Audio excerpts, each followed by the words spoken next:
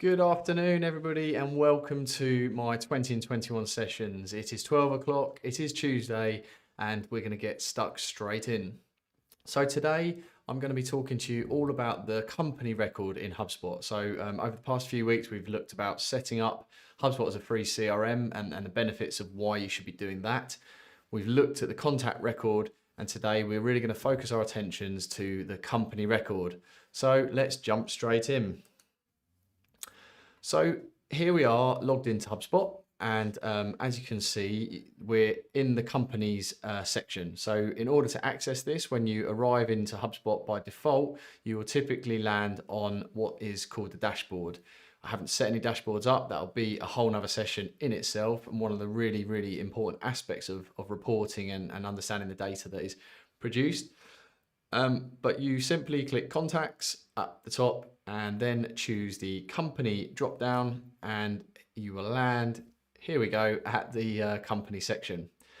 So for those of you that are familiar with HubSpot or have looked at the contact record with me in previous weeks, there's going to be a lot of similarities, and this is obviously deliberately been done by HubSpot in order to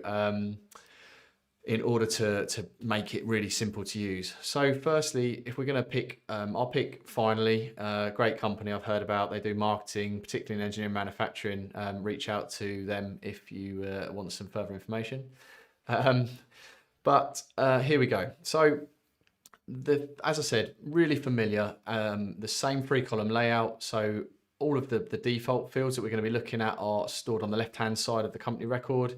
In the middle, we've got the activity feed, and on the right-hand side, we've got the quick links and relationship fields. Hi, Joe, thanks for joining. So yeah, basically, much like the contact record of an individual, down the left-hand side here, we can kind of get the default information around the company, the domain name, and the industry. Now, as I briefly touched on last week, HubSpot has got what's called the Insight database, and this is a powerful database of millions of contact and company records. And what it tries to do is when you add a company or a person that's linked to a company into the CRM, it will attempt to find out as much of the information on that as possible from its Insight record. Now, some of it is spot on, accurate. Others is definitely a little bit loose, let's say the word. So unfortunately, Finally Limited does not turn over $10 million. It's something that I'm aiming for, but I don't know where it got that figure. Maybe it's something that we filled out once dreaming. But the rest of it obviously is quite accurate. It's picked up, the address correctly, number of employees, again, slightly inaccurate data. But as a starting base, it's really handy. But you can override any of these fields. So if, for example, we know that this annual revenue is incorrect, it's also in dollars because it's an American system, which we can look at showing you later how to change that. But we can click there and it tells you, by clicking details, we can see where it got the that information from. So there it's telling us it got it from the HubSpot Company Insight data. And if we want to go ahead and override that, we can click the pencil here and we can then override that and put in 2 million. If I know me, 0, 0, 1, 2, 3, I can't see that far away. 1, 2, 3, 4, 5, 6.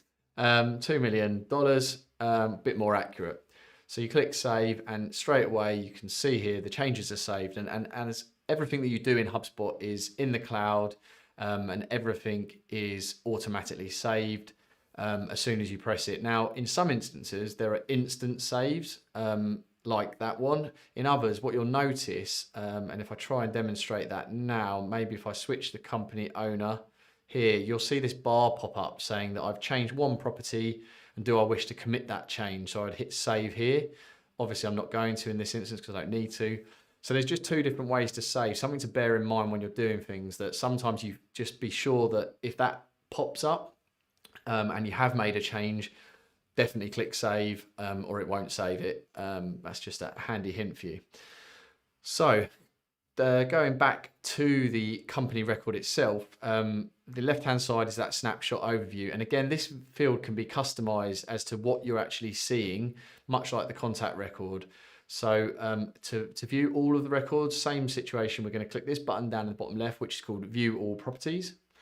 That is going to load up the property editor tool. And for this, we can then see all of the records that is held against this company. Same little handy hint from last week. There's hundreds of these. And if we want to make sure that we are only looking at stuff that has information, you can click hide blank and it automatically filters out all of the blank properties. Really handy if you're trying to find something. But obviously I'm going to unhide them to give you an understanding of all the different things. So you've got about us, the close date, if you wanted to say what date you close that company, for example. And you'll notice as I hover over things here that aren't in my view, it says add to your view. So if we pick something that might be a little bit more interesting, so a life cycle sage, here we could put that this company they're an opportunity that we're currently working on. So I'm going to save that. As you see, it's popped up there. So I hit save, but also I'm going to hit add to your view, which is just the button over here. And it adds it up to this side. Now this is the drag and drop or view as well. So say that life cycle stage is really important to me as a quick link. I could drag this up here and pop it just under the name of the company.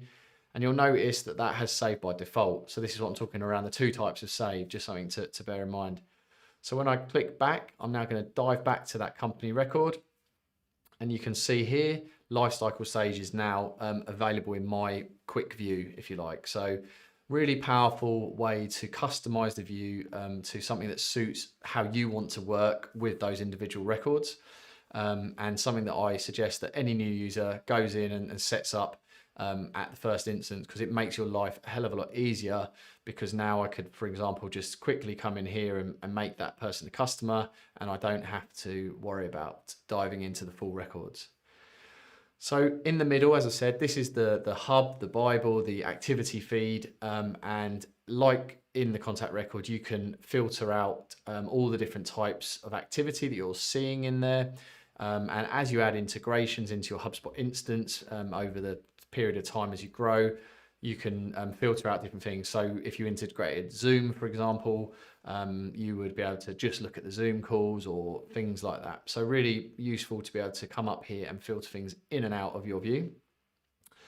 And then finally, over on the right-hand side, it's that sort of quick view or like linked view object records. So this is telling me all of the contacts that are associated to Finally Limited. So there's a particularly handsome chap there called Dando, who is linked to this company. So if I wanted to, I can click preview, and that's going to give me a really quick snapshot of that individual without having to leave this screen. So if I wanted to grab his phone number or just kind of look at what status of the lead is, or if there's any deals associated to him, I could do that straight from there.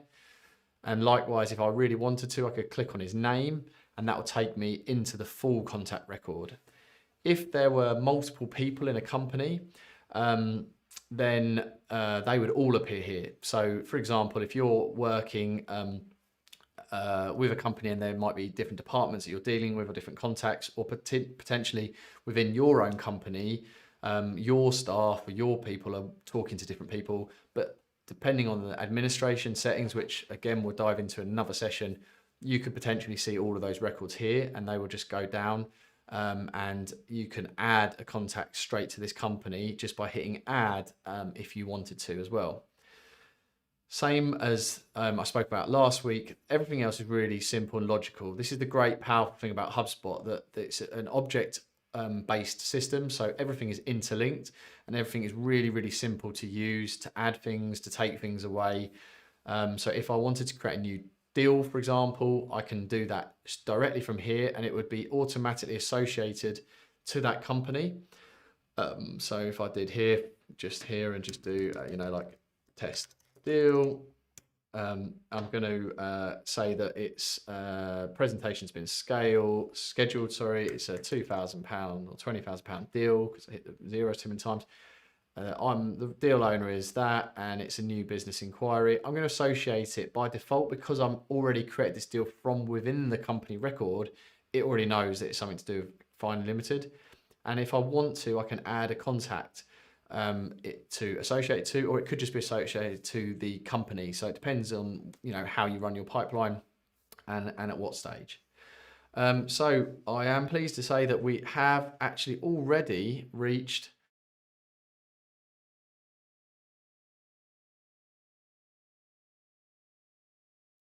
So technically, I forgot to turn my microphone on that scene. So I was telling you it was the halfway stage.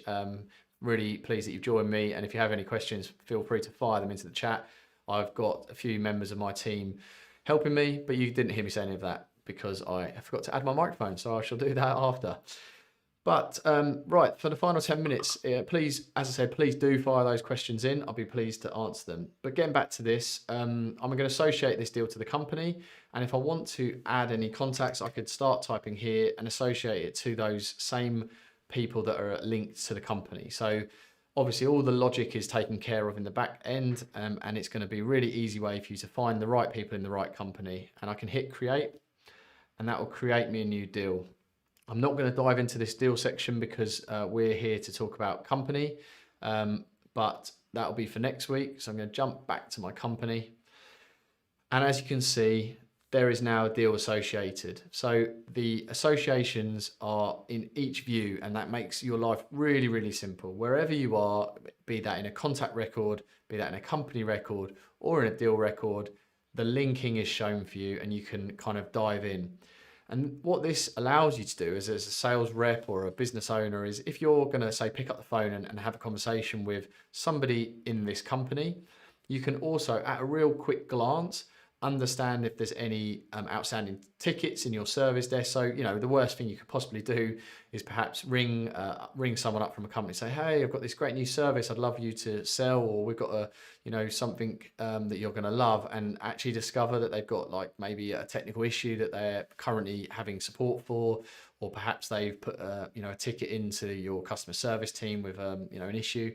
So this gives you a real overview of that company straight from a single screen. And obviously, if you wish to dive in and find things out, you can.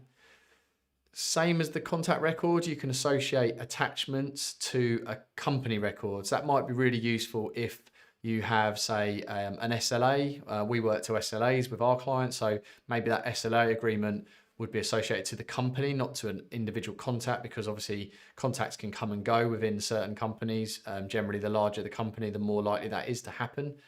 But those documents therefore live and breathe with the company itself. So contracts, SLAs, maybe bespoke pricing, it depends how you operate your own business at the end of the day. You can also relate companies, so probably again at slightly larger levels. There are companies that are owned by group companies, there are companies that have sister companies. So we have a client that has other sister companies, and if we wish to, we could relate those companies together. And that does allow you in the future to share some reporting across the two companies. And then you get a really snapshot of the account overview. So what HubSpot has added in the last 12 months is some amazing account-based marketing tools. For those of you that know what that is, that's when you kind of set up a marketing strategy to go after a number of targeted businesses. And HubSpot has built some tools to help you track that. So you can associate, as you'll see here, you can make these companies what's called target accounts. And that will then allow you to report on some really powerful information around views to your website, engagement with marketing, engagement with social posts, videos, everything like that, and actually build some dashboards up that report on the success you're having, plus also notify you when actions happen. So I get a notification emailed to me and goes off on my phone app to say that somebody from your target account, so it might be hypothetically Steve Howard from Finally is currently looking at your blog on how to win friends and influence you, which is a really great webinar that Steve Howard will be holding tomorrow actually. So please find me on LinkedIn or Steve and find the free sign up for that. And it's definitely worth half an hour of your time tomorrow as well. So that's kind of really the overview of the company account. So I'm hoping that there might be some questions to come in. I'm just going to have a little glance over here. Yeah, so Chris asks, is it advantageous for companies with sister companies to use the crossover feature, thinking it might give them a more accurate snapshot of everything that's happening under their umbrella? That's exactly it, Chris. It's quite powerful. Again, you don't want to get yourself into a situation where, sister companies, maybe something's going really, really well for one, and maybe something sadly isn't going as well for another. And you would like to be able to have that snapshot overview. So I think wherever possible, now I can't swear because this is live and I have children and my mum, and my mum will probably be watching this because she's my number one fan. But S star star data in gives you S star star data out. So the more data you can feed into any system, but particularly a CRM, the better the data that you're going to have to work with, the better the data that you're going to have to report on. So my opinion, get as much data into these systems as possible, and certainly if that is a linked company, then link it. Why wouldn't you? Thanks, Steve. Steve's just calling me a legend. I presume that's definitely aimed at me and not himself. So there we go.